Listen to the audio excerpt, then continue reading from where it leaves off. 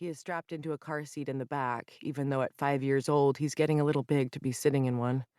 He looks almost comically big for it, but I read that in the case of a rollover accident, there is nothing safer.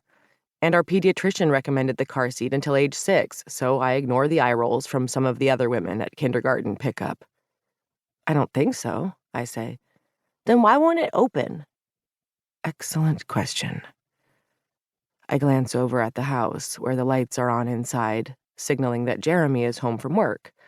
That's almost as surprising as the garage door not opening, since he rarely makes it home before the very moment we're sitting down to dinner, and often much later. He's at least an hour early tonight. My husband manages a hedge fund in the city, and he works harder than anyone I know, but I respect the fact that even if he has to sometimes miss our family dinner, he is home every single night to put Teddy to bed. Aside from the occasional business trip, of course. Daddy will help us figure it out, I tell Teddy. Teddy nods in agreement. As far as he is concerned, there is nothing his father can't do. If someone needed to fly around the earth backward to turn back time, Teddy would volunteer Jeremy for the task. I climb out of the car, tugging at the yoga pants that always seem to ride up into my butt crack. Then I contort my body into the back seat to release Teddy from his harness, and he rewards me with a gap-toothed grin. He recently lost his first baby tooth, followed by a second soon after, and then 2 more. He was over the moon excited after looking enviously at all the other kids in his class who had already lost teeth, but I mourned the loss of that first one as yet another sign of my precious little boy growing up. Teddy grabs his SpongeBob backpack, which I'm pretty sure weighs as much as he does, if not slightly more. We head over to the front door of our house, Teddy tilted backward as he attempts to hold up the weight of his backpack. When I put my hand on the doorknob, it doesn't turn, and I swear under my breath.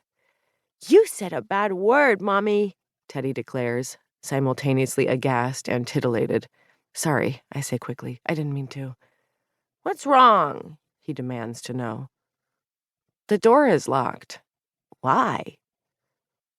I fumble around in my purse, searching for my keys. Considering I always come in through the garage, where the door is never locked, I rarely use them. But I'm pretty sure they're in here somewhere. I don't know. What are you doing now? I look up from my purse and flash Teddy what I hope is a patient smile. Sometimes I think my son expects a running narration of everything that I do, and for the most part, I try to provide it. Teddy's kindergarten teacher told me that he had the best vocabulary in the class, and I think it's because I'm always talking to him. I'm finding my house keys.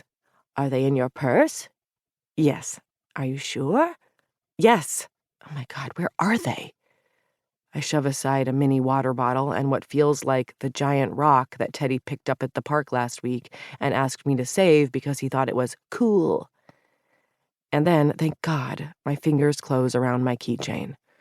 I pull it out triumphantly. Ta-da! Obligingly, Teddy claps.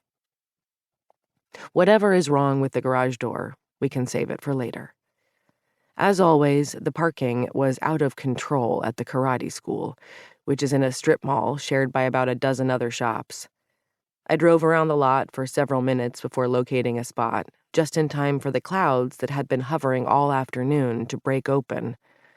Over an hour later, my hair is still damp, and my shoes squelch with each step. I want nothing more than a quiet evening with my family. I fit my key into the lock, but the lock doesn't turn. That's strange. When I am certain that this key is not functional, I pull it out.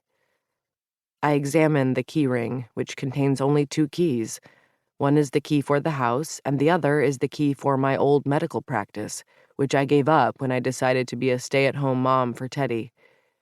No regrets, but I saved my spare key for nostalgic reasons. In any case, that is definitely not the key to my house, although I try it, just in case. Nope.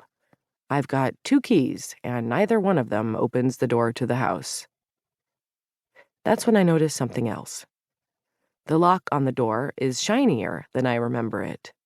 It looks, in fact, brand new. But to my knowledge, we haven't changed this lock in years, not since I've been living here. To keep listening to this audiobook for free, click the link in the description. It will take you to a free Audible trial where you can listen to this and many other books for free for 30 days.